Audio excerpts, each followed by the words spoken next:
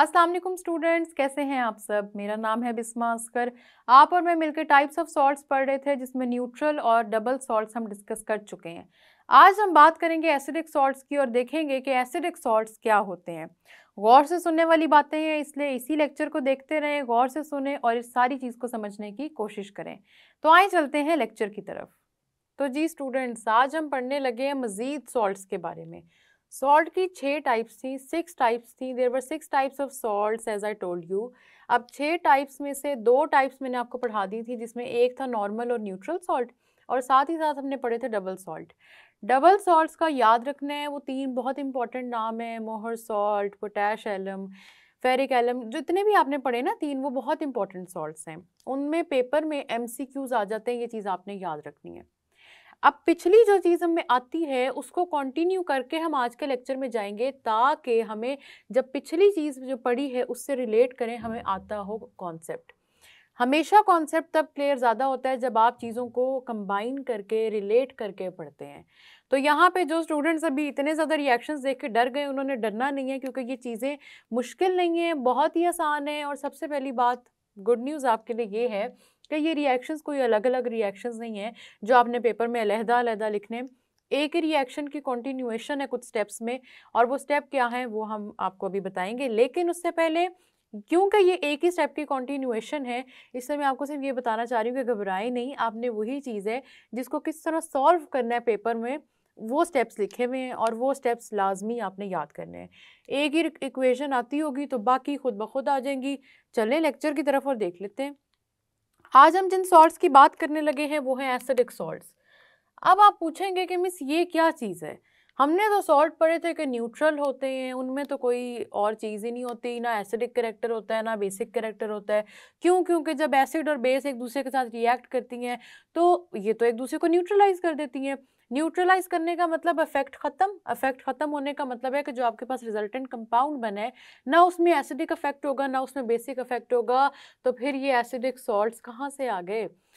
तो स्टूडेंट्स, मेरी बात आपने गौर से सुननी है, ये कॉन्सेप्ट बहुत ज़रूरी है। अब बुक में देख के ये इक्वेशंस हम लोग डर जाते हैं, हमें लगता है कि नहीं ये तो बहुत ही मुश्किल चीज़ें हैं, लेकिन ये हैं इनफैक्ट बहुत ही आसान। अब इस कॉन्सेप्ट को समझने की ज़रा कोशिश करें। आप लोगों ने याद रखना है इस बात को कि जो रिएक्शंस हम आपको पढ़ाते हैं ना केमिस्ट्री लैब में या रिएक्शन मिक्सचर में, आपके ये रिएक्शंस इतनी स्पीड से नहीं हो रहे होते। ये नहीं होता कि एकदम से आपका रिएक्शन हो गया और आपको पता लग गया ओके ठीक है, मैंने रिएक्टेंट्स डाले थे, प्रोडक्ट्स निकल आया, मैंने एसिड और बेस डाले रिएक्शन मिक्सचर के अंदर, सॉल्ट निकल आया, वाटर बन गया, जी मेरा तो रिएक्शन ही कंप्लीट हो गया। 1 घंटा गुजरा केमिस्ट्री लैब के पीरियड का और आपने कहा ले मिस मेरा तो रिएक्शन कंप्लीट हो गया। ऐसे नहीं होता।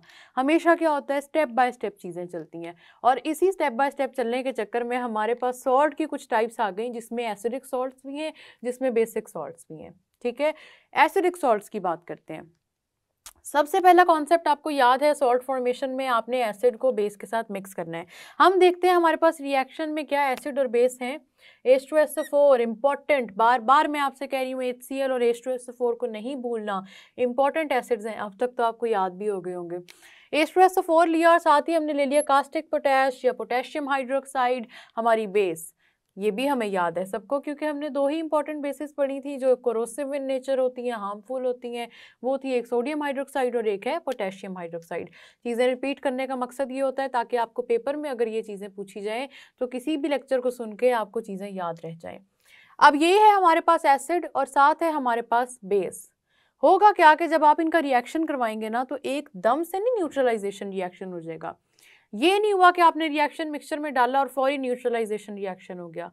अब देखें आप यहाँ पे कि आपके पास हाइड्रोजन 2 प्रेजेंट है, 2 हाइड्रोजन है।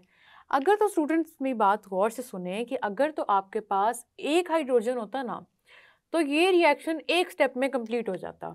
परेशान नहीं होना, ये 2-3 स्टेप्स में जाएगा, लेकिन ये क्यों जाएगा मैं उसकी रीज़न बता रही हूँ। अगर आपके पास सिर्फ और सिर्फ 1 हाइड्रोजन होता एसिड के अंदर, तो आपका रिएक्शन फौरी कंप्लीट हो जाता। क्यों? क्योंकि आपका ये 1 हाइड्रोजन, जो जिस तरह हमने बात की HCl की, HCl में कितने हाइड्रोजन है? 1 हाइड्रोजन है। इसको आप जब रिएक्ट करवाएंगे ना बेस के साथ, पोटेशियम हाइड्रोक्साइड के साथ करवा दें, सोडियम हाइड्रोक्साइड के साथ करवा दें, आपका रिएक्शन फौरी कंप्लीशन की तरफ चला जाएगा, फौरी प्रोडक्ट बन जाएगा, कोई स्टेप्स इन्वॉल्व नहीं होंगे। क्यों नहीं होंगे? क्योंकि आपके पास HCl में हाइड्रोजन सिर्फ एक है। उस एक हाइड्रोजन होने की वजह से क्या होता है, क्योंकि हमने क्या करना है, एसिड का हाइड्रोजन रिप्लेस करना है, बेस का हाइड्रोक्साइड रिप्लेस करना है, तो उसके बाद हमारे पास सॉल्ट और वाटर बन जाएगा। अगर हम इन दोनों चीज़ों को रिप्लेस नहीं कर पा रहे, तब जाके हमारे पास जो सॉल्ट बनेगा ना, वो या तो एसिडिक होगा या बेसिक होगा। नहीं समझ आई? गौर से सुनो मेरी बात को। एसिडिक सॉल्ट्स तब बनते हैं कि जब आपके पास एक से ज़्यादा हाइड्रोजन हो एसिड के अंदर, एक बात। दूसरी बात ये कि वो एक से ज़्यादा हाइड्रोजन रिप्लेस नहीं हो पाए, निकल नहीं पाए। ठीक है, आपके पास H2SO4 में 2 हाइड्रोजन मौजूद हैं। जब रिएक्शन स्टार्ट होगा तो रिएक्शन के स्टार्ट होने के बाद सिर्फ एक हाइड्रोजन ऐसा है जो अभी इसमें से रिप्लेस होगा, दूसरा हाइड्रोजन एज इट इज़ रहेगा। अब होना क्या है, आपके पास एसिड और बेस के रिएक्शन से बनना है वाटर। वाटर तो चले बन गया, हम वाटर को यहाँ पे फाइनल प्रोडक्ट अगर मान रहे हैं, हम कह देते हैं पोटेशियम हाइड्रोक्साइड यूज अप हो गया और साथ ही साथ एक हाइड्रोजन यूज हुआ हमारे पास H2SO4 का। अब आप कुछ स्टूडेंट्स पूछते हैं हाइड्रोजन आप कहेंगे एक यूज हुआ, वाटर में 2 हाइड्रोजन है, ये क्या चीज़ है? H2SO4 के देखें ना आप, मॉलिक्यूल्स भी तो ज़्यादा ले रहे होते हैं, एक आध मॉलिक्यूल तो आप ले नहीं रहे, और ऊपर से आप देखें हाइड्रोक्साइड में से भी आपके पास एक हाइड्रोजन आ रहा है, एक हाइड्रोजन H2SO4 में से आया, वाटर तो हो गया कंप्लीट। H2SO4 के पास एक हाइड्रोजन है जो अभी भी रह जाएगा। हमने जो रिएक्शन पढ़ा था पहले वो याद करें। मैंने आपसे कहा था वाटर फॉर्मेशन के बाद जो चीज़ें रह जाएंगी आपने उनको कंबाइन कर देना है। अब वाटर फॉर्मेशन के बाद देखा जाए तो हमारे पास पोटेशियम रह जाता है और सल्फेट आयन रह जाता है। ठीक है, इन्होंने ही कंबाइन करना है। बात समझ में आई? पोटेशियम कंबाइन करेगा सल्फेट के साथ। ठीक है, हुआ क्या कि आपके पास क्योंकि हाइड्रोजन 2 थे H2SO4 में, दोनों के दोनों रिप्लेस नहीं हुए, एक हाइड्रोजन रह गया, इसलिए यहाँ पे पोटेशियम के साथ जब सल्फेट कंबाइन करेगा तो एक हाइड्रोजन भी साथ फ्री में आ जाएगा, एक हाइड्रोजन भी जुड़ जाएगा आके साथ में। मैं आपको नेमिंग में अभी कंफ्यूज नहीं करूंगी, बेशक आप इनके नाम याद ना रखें, फाइनल सॉल्ट जो बनेगा ना उसका नाम याद रखिएगा। लेकिन अभी हम क्या बात कर रहे हैं कि आपके पास जो सॉल्ट बना है उसके अंदर हाइड्रोजन अभी भी मौजूद है। हमारा सॉल्ट्स बनाने का मकसद ये होता है कि हमारे जब एसिड और बेस ने रिएक्ट किया तो एसिड के हाइड्रोजन नहीं होने चाहिए सॉल्ट में, बेस का हाइड्रोक्साइड नहीं होना चाहिए सॉल्ट में, ताकि जो रिजल्टेंट कंपाउंड है वो न्यूट्रल हो सके। ठीक है, लेकिन क्योंकि हाइड्रोजन ज़्यादा थे, स्टेप बाय स्टेप रिएक्शन होता है, आपके हाइड्रोजन रिप्लेस नहीं हुए। हाइड्रोजन क्योंकि रिप्लेस नहीं हुए तो एक हाइड्रोजन ऐसा है जो प्रोडक्ट साइड पे आ गया है, जो पोटेशियम ने सल्फेट के साथ मिलना था वाटर फॉर्मेशन के बाद, लेकिन क्या हुआ, एक हाइड्रोजन क्योंकि रिप्लेस नहीं हो सका तो वो भी इनके साथ ही आ गया, वो भी इनके साथ मिल गया। अब ये पूरा कंपाउंड इस तरह से बन गया। इसी तरह से एक और एग्जाम्पल भी पढ़ते हैं, मैं आपको बताऊंगी, इनकी डिटेल में भी जाएंगे, लेकिन मैं आपको सिर्फ अभी ये बताना चाह रही हूँ कि जब सिर्फ एक हाइड्रोजन रिप्लेस हो, बाकी हाइड्रोजन रिप्लेस ना हो तो क्या होता है। एक हाइड्रोजन रिप्लेस हुआ है, फॉस्फोरिक एसिड को देखें, 3 हाइड्रोजन है इसके अंदर, मैं कह रही हूँ सिर्फ एक हाइड्रोजन रिप्लेस करना है आपने जब आपने एसिडिक सॉल्ट्स बना रहे होने। तो क्या होगा कि जब आप फॉस्फोरिक एसिड का रिएक्शन करवाएंगे, सोडियम हाइड्रोक्साइड मशहूर ज़माना base, caustic soda, corrosive in nature, याद रखना है।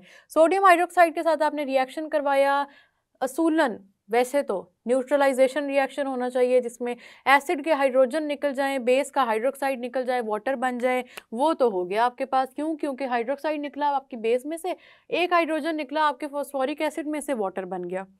एक हाइड्रोजन अगर निकला है तो कितने हाइड्रोजन पीछे रह गए? 2 रह गए। 2 हाइड्रोजन आपके फॉस्फोरिक एसिड में रह जाएंगे। ठीक है, 2 हाइड्रोजन होंगे जो अभी भी प्रेजेंट होंगे, और साथ ही साथ आपके, मैंने कहा था वाटर बनाने के बाद जितनी चीज़ें रह जाती हैं आपके एसिड में और बेस में, उनको कंबाइन करना था ना।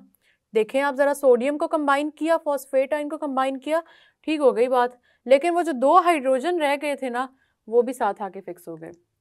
ये वाले 2 सॉल्ट्स, सिर्फ ये वाले 2 सॉल्ट्स जिनके अंदर अभी भी हाइड्रोजन मौजूद है, ये वाला और ये, नाम नहीं लूंगी इनके, कंफ्यूज नहीं करूंगी आपको, ना पढ़ें डिटेलिंग में, सिर्फ अभी ये समझने की, कॉन्सेप्ट को समझने की कोशिश करें। कॉन्सेप्ट ज़्यादा इंपॉर्टेंट चीज़ है। कॉन्सेप्ट ये है कि आपके पास एसिडिक सॉल्ट तब बनेगा when only 1 hydrogen is replaced from the acid. Acid में हाइड्रोजन जो मौजूद हैं वो एक से ज़्यादा हैं, वो 2 हो सकते हैं, 3 हो सकते हैं, 4 हो सकते हैं, जितने भी होंगे, होगा क्या कि उनमें से सिर्फ एक हाइड्रोजन रिप्लेस होगा। उस एक हाइड्रोजन के रिप्लेस होने की वजह से जितने बाकी हाइड्रोजन है वो आपके पास उस सॉल्ट में आके जुड़ जाएंगे, जिसमें आपके पास बेस में से पॉजिटिव आयन आया, बेस में से पॉजिटिव, पोटेशियम पॉजिटिव है, बेस में से पॉजिटिव आयन आ गया, एसिड में सल्फेट नेगेटिव है, एसिड में से नेगेटिव आयन आ गया, और एंड पे क्या हुआ कि वो एक हाइड्रोजन आके साथ जुड़ गई, ये एक सॉल्ट बन गया। H2SO4 में 2 ही हाइड्रोजन थे, तो चले एक हाइड्रोजन निकला, वाटर फॉर्मेशन में चला गया, दूसरा हाइड्रोजन इस तरह आके जुड़ गया। H3PO4 फॉस्फोरिक एसिड में 3 हाइड्रोजन है, एक निकला, 2 रह गए, 2 एज इट इज जुड़ गए। ये 2 हैं आपके एसिडिक सॉल्ट्स, या ये बात याद रखनी है, बस यही 2 हैं आपके एसिडिक सॉल्ट्स। ये जो नीचे रिएक्शन लिखे ना, इनकी बात थोड़ी डिफरेंट है, इसकी तरफ भी आते हैं, लेकिन आपने याद रखना है एसिडिक सॉल्ट को आइडेंटिफाई कैसे करना है।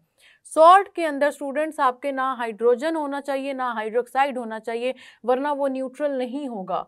अगर उसके अंदर हाइड्रोजन मौजूद है तो इसका मतलब है कि वो कौन सा सॉल्ट है, एसिडिक, एसिडिक सॉल्ट है। क्यों? क्योंकि उसके अंदर हाइड्रोजन मौजूद है। यहाँ तक बात समझ में आई?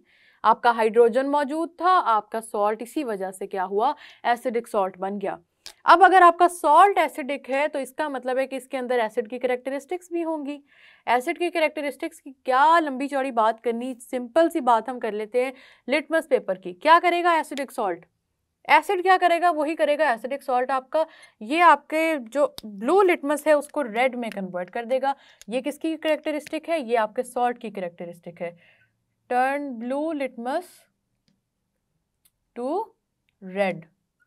जो एसिड की कैरेक्टरिस्टिक है वही आपके सॉल्ट की कैरेक्टरिस्टिक बन जाएगी, जो एसिड की प्रॉपर्टी है वही सॉल्ट की प्रॉपर्टी बन जाएगी। क्यों? क्योंकि उसके अंदर अभी भी एसिड का हाइड्रोजन मौजूद है। ये बात समझ में आई?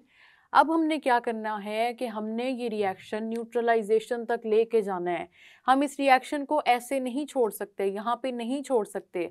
क्यों? क्योंकि हमारे पास देखें अभी भी आप उसके अंदर एसिडिक कैरेक्टरिस्टिक्स मौजूद हैं। सॉल्ट की आपने और मैंने बात की न्यूट्रल कंपाउंड है, सॉल्ट को न्यूट्रल बनाएं आप। सॉल्ट जब तक न्यूट्रल नहीं बनेगा ना, आपके पास ये रिएक्शंस कंप्लीट नहीं होंगे। एसिडिक सॉल्ट नहीं बनाना। फाइनल कंपाउंड, फाइनल जो हमारे पास जो हम चाहते हैं, जो हमारा मकसद है वो ये है कि सॉल्ट न्यूट्रल हो, एसिडिक ना हो। अब अगर उसको एसिड नहीं बनाना, उसको आपने ख़त्म करना है, उसके अंदर से एसिडिक कैरेक्टरिस्टिक्स को ख़त्म करना है, तो आप मुझे बताएं आप क्या करेंगे? आप जाहिर सी बात है एसिड को ख़त्म करने के लिए बेस ऐड करेंगे। तो आप इस एसिडिक सॉल्ट का रिएक्शन फर्दर करवाएंगे बेस के साथ। ये बात समझ में आई? आपने एसिडिक कैरेक्टर ख़त्म करना है, एसिडिक, एसिड है उसके अंदर अभी भी, वो अभी भी एसिड वाली प्रॉपर्टीज दे रहा है सॉल्ट आपकी। इसका मतलब क्या है, एसिड को ख़त्म करें। और एसिड को ख़त्म करने का, एसिड को न्यूट्रलाइज करने का, एसिड के इफेक्ट को कैंसल आउट करने का काम सिर्फ आपकी बेस करती है। इसीलिए हम क्या करेंगे कि अभी इसको रिएक्ट करवाएंगे फर्दर, और फर्दर रिएक्ट करवाने की वजह से ये सॉल्ट हमने ले लिया। यहाँ पे जो पोटेशियम का सॉल्ट बना था जिसके अंदर H2SO4 का एक हाइड्रोजन अभी भी मौजूद है, और इसका रिएक्शन हम करवा देंगे पोटेशियम हाइड्रोक्साइड से। पोटेशियम हाइड्रोक्साइड क्या चीज़ है? बेस है, कास्टिक पोटैश है, कोरोसिव इन नेचर है। इतनी दफ़ा हमने पढ़ा है, अब तो हमें याद हो गया है। तो अब क्या होगा कि आपके पास ये वाला जो सॉल्ट है ये यहाँ पे इस रिएक्शन में एसिड के तौर पे बिहेव करेगा। ये बात समझ में आ रही? कंफ्यूज नहीं होना, बहुत आसान चीज़ें हैं। क्योंकि आपका एसिड जो था ना उसमें एक से ज़्यादा हाइड्रोजन है, एक से ज़्यादा हाइड्रोजन होने की वजह से वो सारे के सारे रिप्लेस नहीं हुए, वो अभी भी सॉल्ट के अंदर मौजूद हैं, इसीलिए सॉल्ट आपका एसिडिक है। अगर हाइड्रोजन रिप्लेस हो जाता है, जैसे HCl के केस में एक ही स्टेप में हाइड्रोजन निकल जाता है, तो आपका जो सॉल्ट होता है वो फर्दर प्रॉपर्टीज नहीं देता है एसिड की। एसिडिक कैरेक्टरिस्टिक्स किस वजह से है? आपके हाइड्रोजन की वजह से। अगर आपका हाइड्रोजन उसके अंदर अभी भी है तो इसका मतलब है वो एसिड रहेगा। समझ में आई एसिडिक कैरेक्टरिस्टिक्स क्यों होती हैं, एसिडिक प्रॉपर्टीज क्यों होती हैं? हाइड्रोजन की वजह से। इसीलिए तो आर्हीनियस ने हाइड्रोजन और हाइड्रोक्साइड आयन पे जो बात की वो हम आज भी कैंसल आउट नहीं कर सकते। क्यों? क्योंकि आपके most of the acids have hydrogen in them. ठीक है, तो आपके आर्हीनियस के कॉन्सेप्ट पे जो आपने हाइड्रोजन की बात की वो हम कैंसल आउट नहीं कर सकते। Most of the acids have hydrogen in them. तो क्या बात हो गई कि हमारे पास सॉल्ट था स्टूडेंट्स, इसमें अभी भी हाइड्रोजन मौजूद है, वो अभी भी एसिडिक कैरेक्टरिस्टिक्स शो कर रहे हैं। सॉल्ट को ख़त्म, सॉल्ट में से एसिडिक कैरेक्टरिस्टिक्स ख़त्म करनी है, तो सॉल्ट में से जब हमने एसिड को ख़त्म करना है तो एसिड का इफेक्ट न्यूट्रलाइज करने के लिए हम यूज़ करते हैं बेस, और बेस यूज़ करने के लिए हमने यूज़ कर ली पोटेशियम हाइड्रोक्साइड।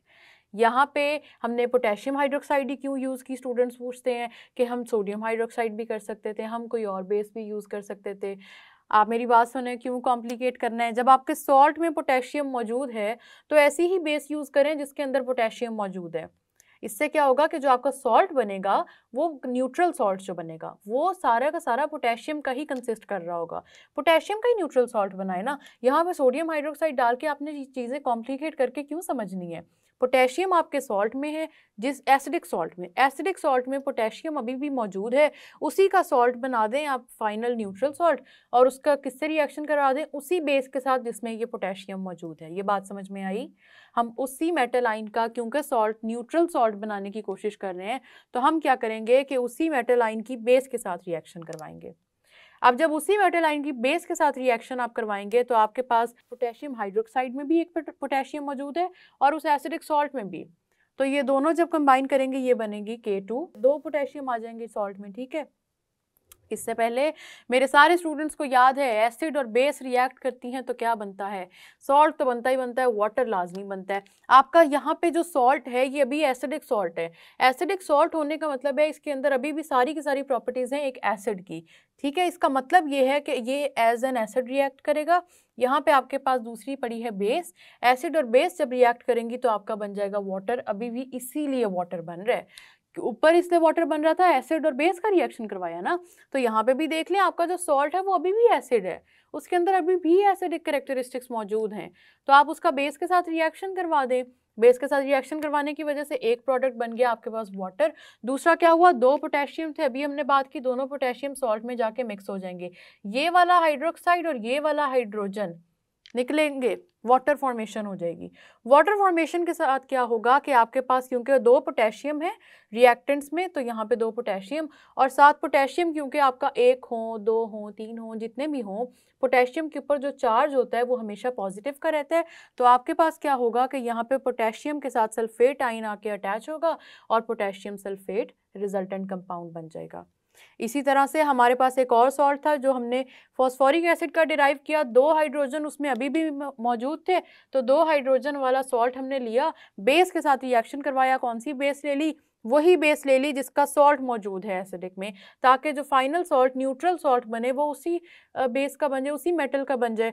तो हमारे पास जो एसिडिक सॉल्ट है उसमें भी सोडियम मौजूद है, बेस में भी सोडियम मौजूद है, तो न्यूट्रल सॉल्ट में भी सोडियम आ जाएगी, 3 सोडियम हो जाएंगे इन टोटल, और साथ ही साथ फॉस्फेट आयन जुड़ेगा तो आपका सोडियम फॉस्फेट न्यूट्रल सॉल्ट बन जाएगा और वाटर बन जाएगा। वाटर क्यों बना हमने पहले ही बात कर ली, क्यों? क्योंकि आपका जो सॉल्ट है वो एसिडिक है, वो एसिड के तौर पे रिएक्ट करेगा।